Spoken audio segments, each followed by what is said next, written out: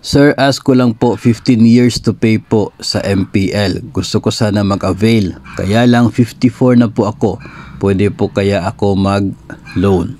No, so try nyo po sa GSIS Touch. Makikita naman po ninyo doon if you are eligible or not. No? Kung sasabihin po na hindi kayo eligible dahil sa inyong edad, of course di po na kayo makakautang. Pero ang duda ko po dito ay pwede po kayo maka-loan.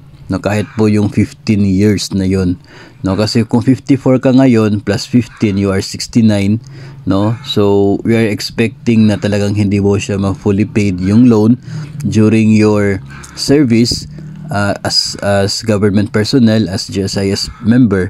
Ang mangyayari lamang po dyan kapag kayo ay nag-retire na, no, doon po ninyo mararamdaman yung epekto ng inyo pong pag-loan, no, kasi ang mangyayari ay kung mag-avail kayo sa lump sum na retirement benefit upon your retirement, yung balanse ng natira po ninyong loan, no, ay ibabawas doon mula sa inyo pong claim.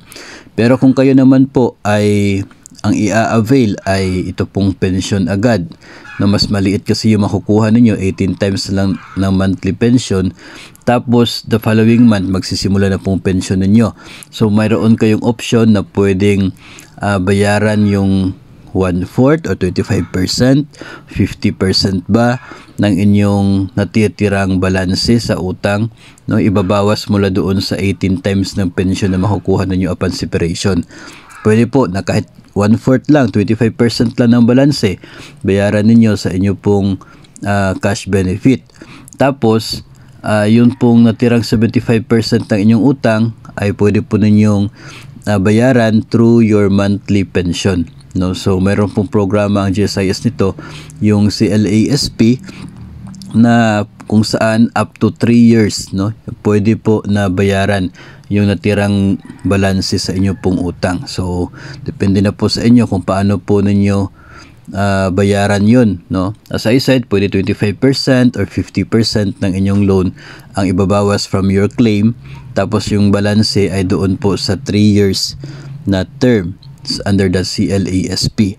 Anyway, pwede naman po na lakihan ninyo yung pagbayad, no, from your 18 times pension para maliit na lamang yung magiging deduction from your monthly pension. Kasi kapag tayo po ay nagpipensyon na, ay wala na po tayong ine-expect na sahod monthly from GSIS, from our agency, tapos baka may mga iba pa tayong paggagastusan.